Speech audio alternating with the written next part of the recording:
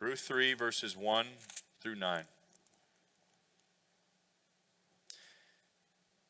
Then Naomi, her mother-in-law, said to her, "My daughter, should I not seek rest for you, that it may be well with you? Is not Boaz our relative, with whose young women you were? See, he is winnowing barley tonight at the threshing floor. Wash, therefore, and anoint yourself, and put on your cloak and go down to the threshing floor.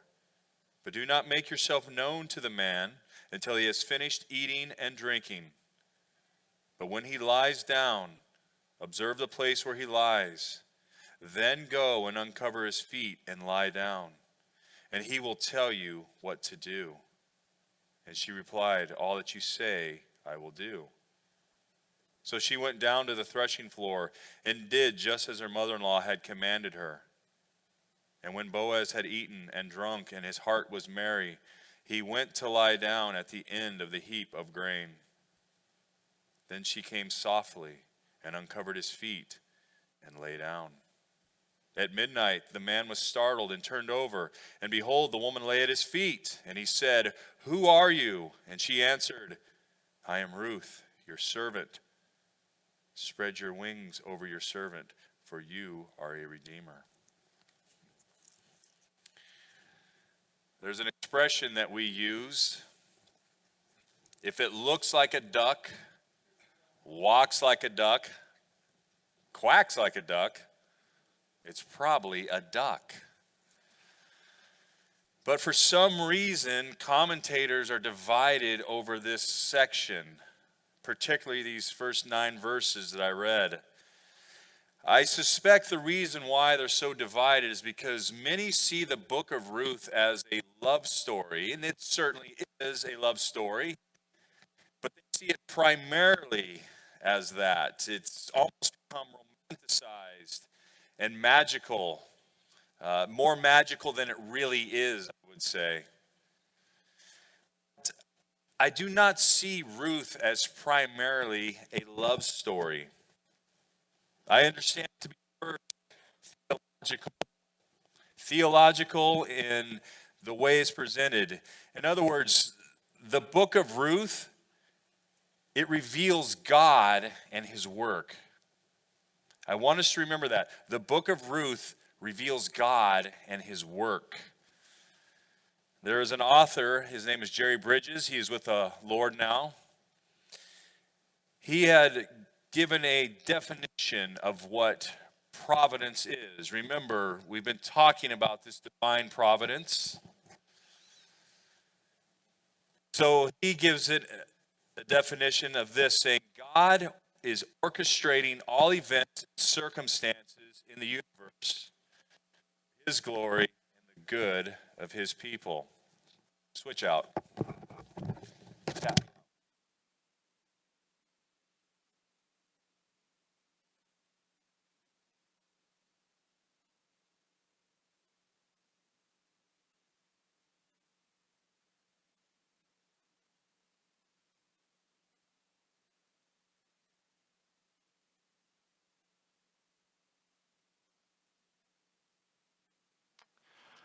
All right. Ooh. Okay. Hot mic. I'm in a tunnel. All right. Let's start over with that. Talking about divine providence in the book of Ruth. Jerry Bridges, the author that is home with the Lord now, he gave a definition of divine providence. And he said that it's God's orchestrating all events and circumstances in the universe for his glory and the good of his people. Now, the prophet Jeremiah, he rightly applies the word of providence. And he says it like this: is it not from the mouth of the Most High that good and bad come? So on one hand, you have a definition, the theology of providence, God orchestrating all events for his glory, all events in the universe to his glory and for his people. And you have the work of providence, the application of it, whereby God uses both good and evil to accomplish his purposes. Now, God is ever present in this book. Even if we don't hear his name mentioned often, he is ever present in the book of Ruth. He is doing his all-powerful, unfailing work of providence. We've seen him move through famine, through human choices, through death, through the bitterness of life, and through redemption, all for his intended purpose. So I want to reiterate this central focus of Ruth, because as I read through this, I want it to stick in the back of your mind. And the central purpose of Ruth is summed up in one verse. For God causes all things to work together for good to those who love him and are called according to his purpose. And so whether man's intent is good or evil, God takes those choices. He takes this and he weaves it and orchestrates it by his perfect wisdom. And he works it into his eternal and unchanging plan. We're just having a heck of a time with our headset today. All right. Well, let's look at these verses. What do we say about these verses? As I said, commentators are divided over what's happening here. Many, if not most, defend Naomi. Most of them will defend Naomi, saying that she's appealing to cultural customs that we're not familiar with. And so when she tells Ruth to wash and to perfume herself and to dress nicely, that this is nothing more than a custom. Some say that Naomi's intent is to tell Ruth that her days of mourning have ended. She is now to bathe and clean herself up and put on clothes of joy and no longer be a symbol of mourning. In other words, let's get on with life, get married. But there's a smaller percentage of commentators who say these verses indicate Naomi telling Ruth to seduce Boaz. I say, if it sounds like seduction, looks like seduction, feels like seduction, it is seduction. I think what is taking place here is a mother-in-law who is giving advice, giving instruction that does not come from a heart that is being informed by God. I believe that the narrative is clear. Naomi is instructing Ruth to go after Boaz and to entice his natural nature. I would say that Naomi is meddling here a little bit. She is the meddlesome mother-in-law who is thinking outside the box, trying to get accomplished what she wants accomplished. Now, I also want to say up front that there's going to be a contrast that we're going to see here. We're going to see a contrast between the way Naomi instructs and the way that we're going to see Ruth and Boaz react. We're going to see that contrast. We're going to see a godly behavior up and against an ungodly behavior. And then the last thing I want to remind you of, when it comes to understanding difficult texts like this one, it's so important that you stick within the context of the book or the letter itself, but also the historical context of what's taking place in the Bible. I bring this up because I have to remind you again, this book starts out in chapter 1, verse 1, saying that there was no king in the days, right? This is during the time of the judges, and there's a famine in the land. And so this alerts the reader, you and I, to become familiar with that time period. So if it's the time of the judges and there's a famine, we're to be familiar with what is taking place. The time of the judges is summed up in the statement, every man did what was right in his own eyes. Historically, I would also tell you that this book precedes 1 Samuel. If you read 1 Samuel, you're going to come across this verse. The word of the Lord was rare in those days, and there was no frequent vision or no frequent revelation. Between Judges and 1 Samuel, you have a time of spiritual depravity. This is a time of wickedness in Israel. That is what the famine is all about. The famine is due to spiritual adultery. And so we look at this and we have to remember that God is speaking to hard-hearted people. The word of God was rarely heard and rarely heeded in these days. And this is true of any people of any age that turn away from God. All right, well, let's look at these first 5 verses again. Verses 1 through 5. Then Naomi, her mother-in-law, said to her, "My daughter, should I not seek rest for you, that it may be well with you? Is not Boaz our relative, with whose young women you were? See, he is winnowing barley tonight at the threshing floor. Wash, therefore, and anoint yourself, and put on your cloak, and go down to the threshing floor. But do not make yourself known to the man until he has finished eating and drinking.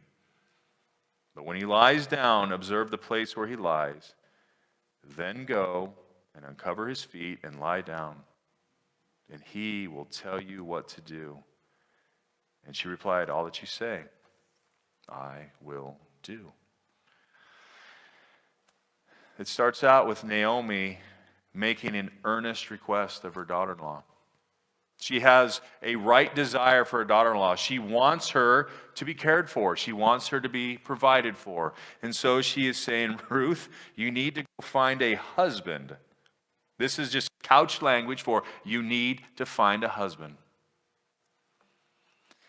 Well, last week in chapter 2, I kind of left you in a little bit of a cliffhanger. The way it's written, it doesn't really tell us what's going on. It leaves us with this: Ruth was gleaning until the end of the barley and the wheat harvest, and she lived with her mother-in-law. So apparently some time goes by, a brief time. But Naomi brings up Boaz almost in this matter-of-fact way. Chapter 2, she's like, "Oh yeah, I remember Boaz. He's one of our near relatives." And now she's like, "Do you remember Boaz? You remember that guy that you were out there collecting grain from?" Just very matter of fact. Well, she goes on to say, "Hey, Ruth, I know where he's at. He's at the threshing floor, and he'll be there tonight." I'm going to guess that Naomi's been asking around about Boaz. I'm going to guess that she has been doing a little digging, a little creeping, as we would say today, to figure out exactly where he's at.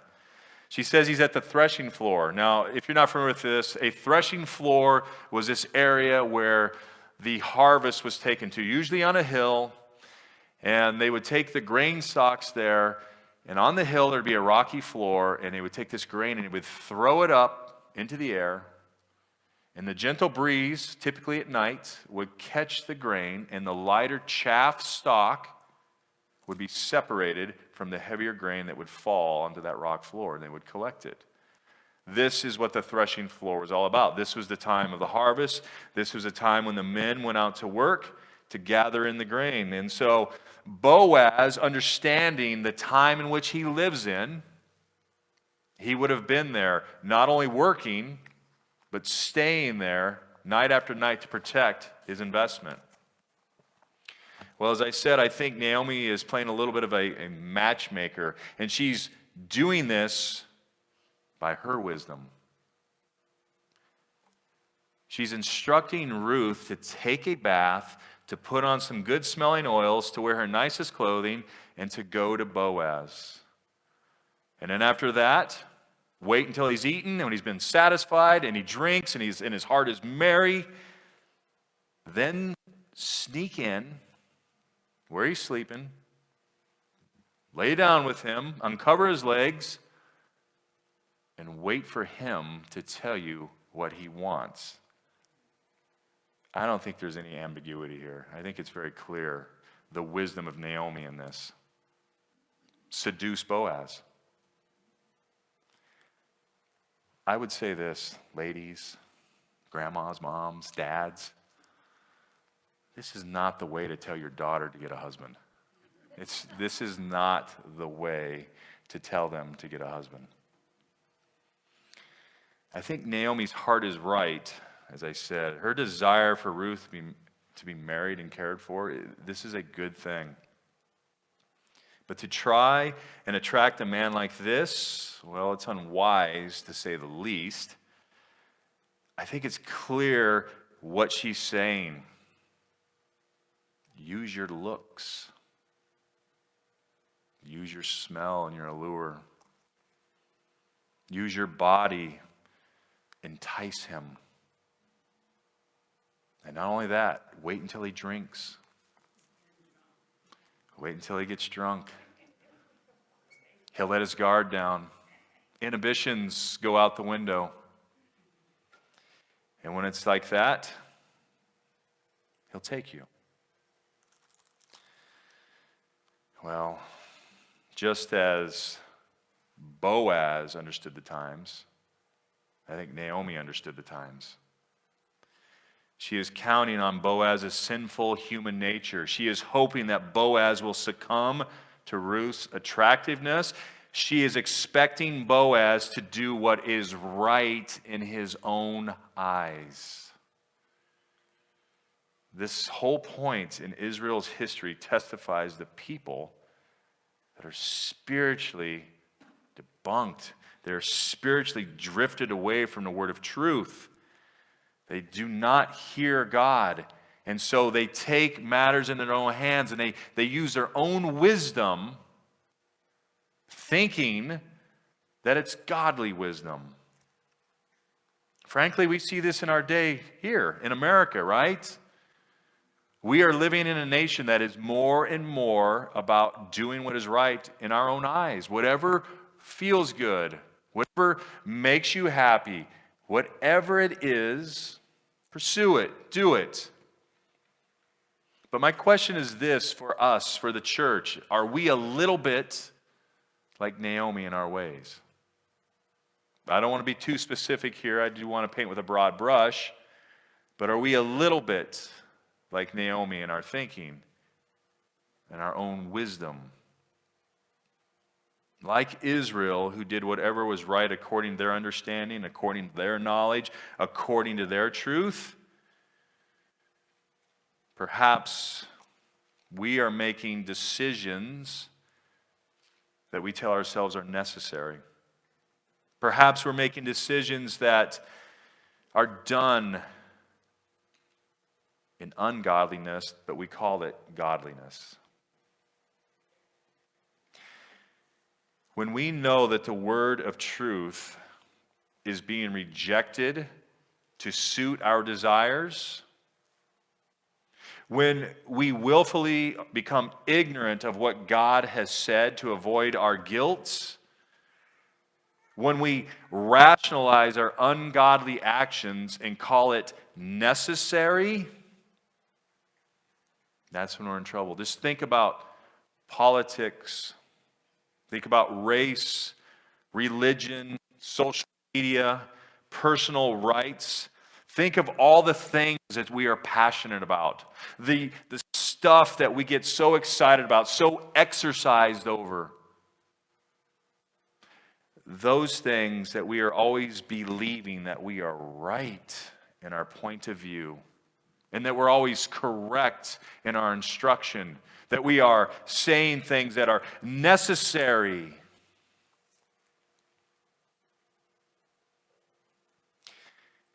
There was an American journalist named Sidney J. Harris, and he once said this about redefining evil. Once we assuage our conscience, that is, once we satisfy our conscience by calling something a necessary evil, once we do that, it begins to look more and more necessary and less evil. Once we tell ourselves that what we want to do is necessary and it's not as evil. It's actually more evil. As one man said, sin comes when we take a perfectly natural desire or longing or ambition and try desperately to fulfill it without God. This is Naomi. She has a sincere desire, an ambition, a longing, and she's trying to fulfill that in Ruth without God. She's calling it a necessary evil. Now listen, I don't think Naomi is blatantly evil. I don't think what she's doing is because she's maniacal and she's really trying to ruin this relationship. I think it's more that she believed that what she told Ruth is necessary. She desired to see Ruth married, which is good and right, but her methodology is godless. It's godless. It's like Solomon says, trust in the Lord with all your heart and lean not on your own understanding. This is what Naomi was doing. Well, what happens next is in direct contrast to Naomi's command to Ruth. Look at verses 6 through 9 again. So she went down to the threshing floor and did just as her mother-in-law had commanded her. And when Boaz had eaten and drunk and his heart was merry, he went to lie down at the end of the heap of the grain.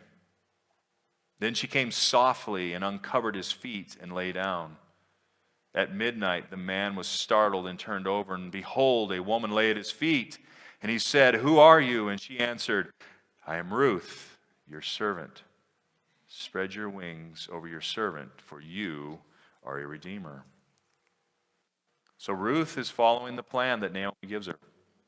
She's going forward. She waits for Boaz to fall asleep. She quietly and she lays in bed with him, covering his feet. Imagine you have Boaz. This is midnight, the dead of night, the still of night.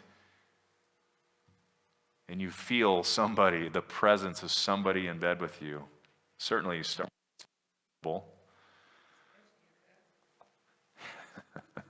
It's understandable.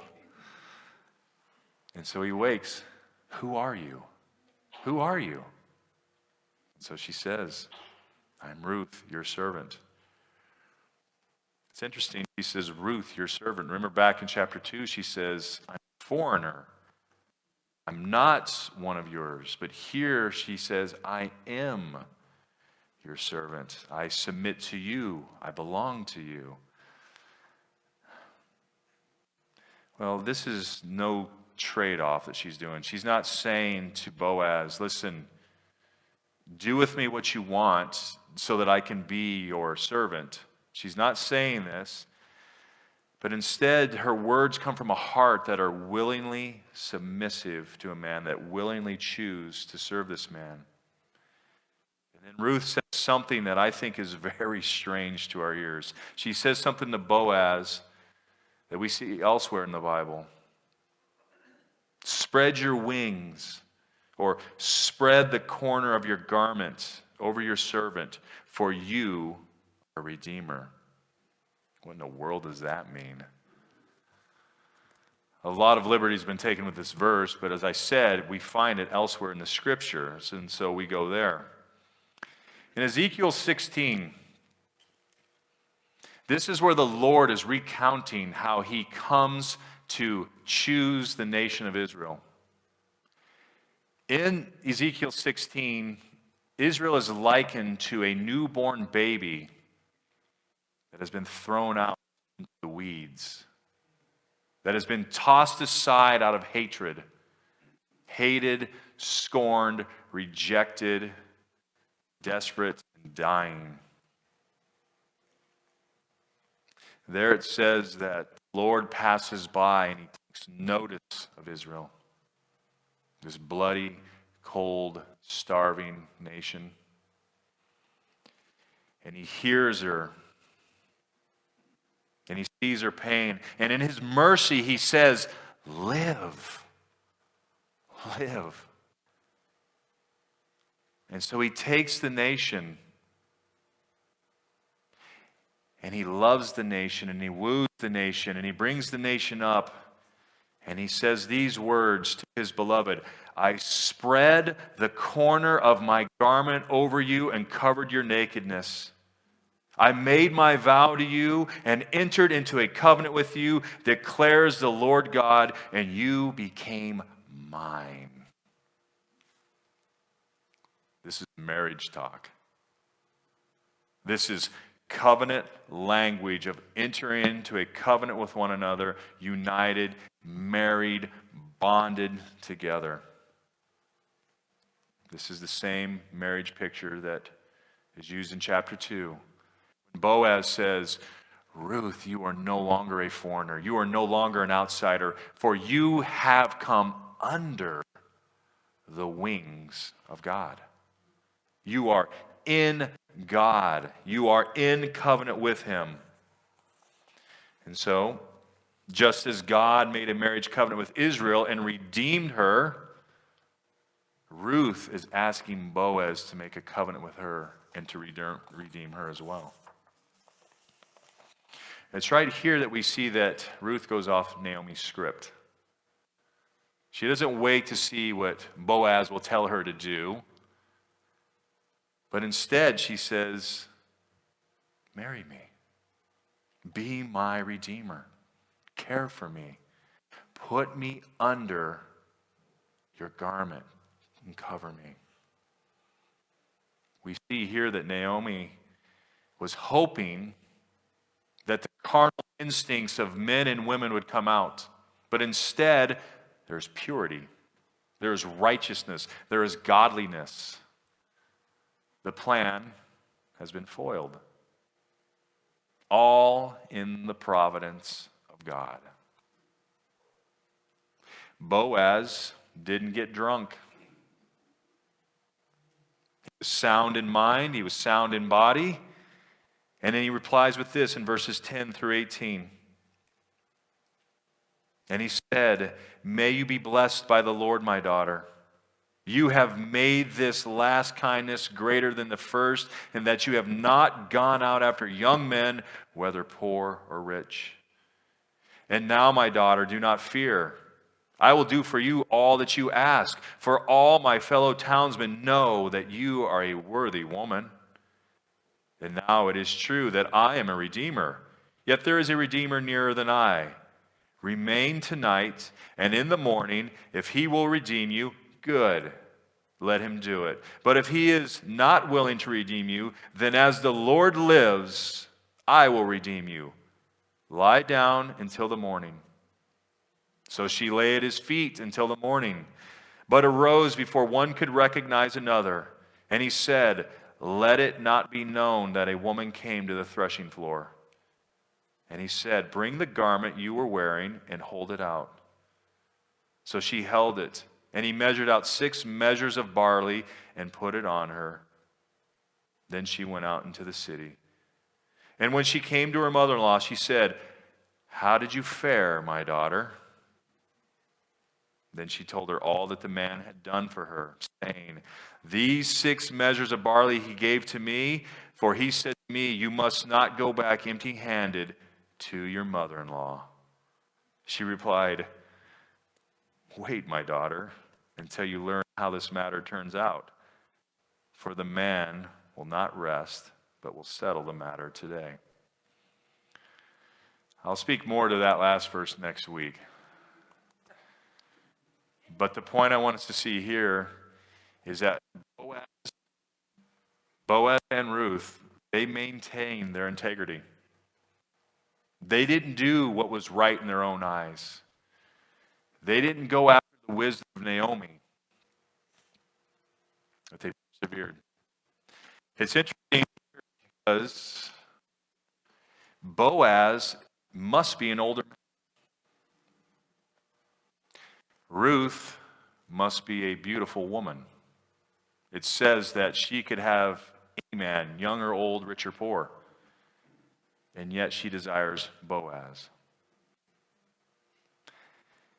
Boaz is a man of honor. I want us to see that. He is an honorable man. He protects her. He protects her purity. In verse 14, he said, let it not be known that the woman came to the threshing floor. I'll get through this. Let it not be known that I came to the threshing floor. It's interesting, when you go through the Old Testament, you see often at the threshing floor, this is where prostitutes would come. Prostitutes were known for coming to the threshing floor and staying with men overnight. Maybe I can get one more mic up here.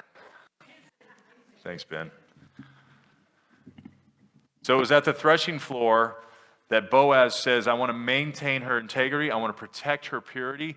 Don't let anyone see you. This wasn't scandalous, sneak out so no one knows, but this was to protect her, so no one would presume that she was a prostitute or a mistress. He's an honorable man. And then he provides for her again in verses 15 and 17. Not only does he provide for her, but he provides for Naomi. She takes back 6 measures of barley.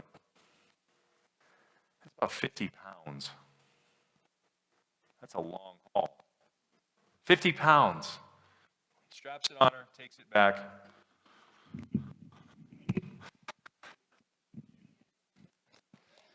Giving it up. He takes his 50 pounds and he puts it on her because he loves her and he delights in her.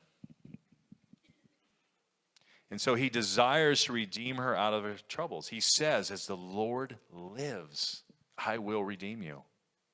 He is set on it. Again, I'll speak more to what's happening here next time, but he says, I will do this for you, Ruth. Now, I have to remind you what a kinsman redeemer is. The kinsman redeemer, I think I'm in a spot here. Carl's throwing his hands up.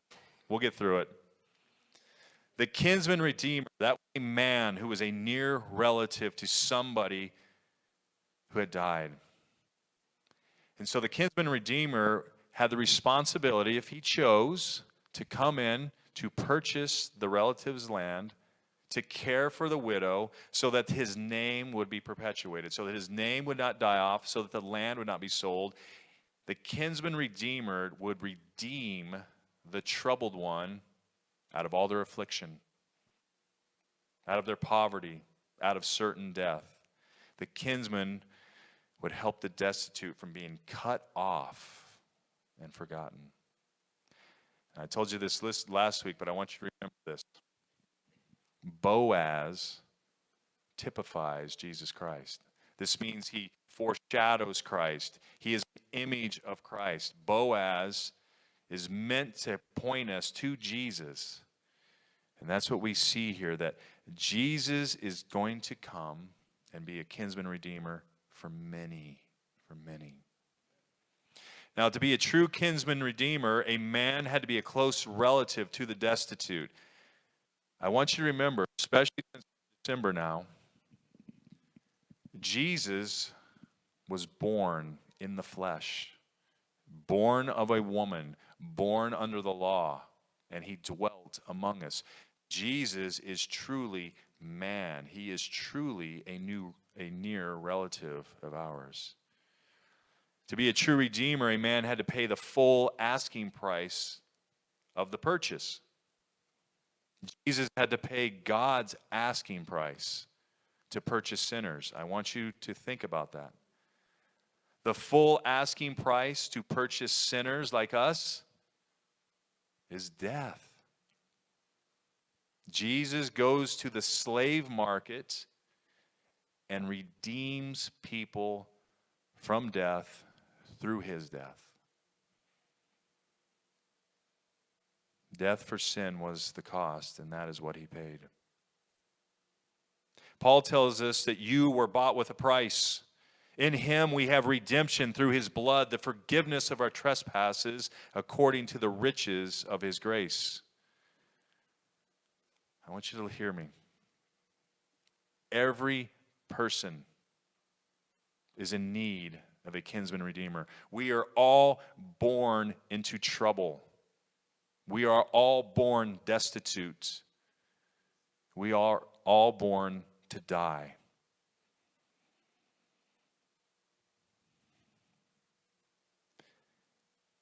Because of this, you and I need to be brought under God's garment. We need to be brought underneath his covering, and the covering is Jesus Christ, the sacrifice. He is that covering. The same covering that's pictured in Genesis 3. He is the garment. He is the blanket. He is the wing. No other redeemer will do. As we're going to see next week, they're all insufficient except for him. I want you to consider if you've been redeemed. Ask God to cover you from spiritual poverty. Ask for forgiveness from the sin debt that has cut each of us off from the land of the living. God will do it. Ask him to grant you a name that lives on eternally, and he will do it. I can't stress enough that today is the day of salvation, right? Just as Ruth came under the wings of God, every person has to do the same. And so even though this message has been hampered by technology, foiled by me, I want us to remember that the greater lesson here is that in God's providence, he is saying everyone needs a redeemer. And you can't do it on your own. And so in closing, I'd say this. The writer of Hebrews tells us that those in the church become dull in their hearing.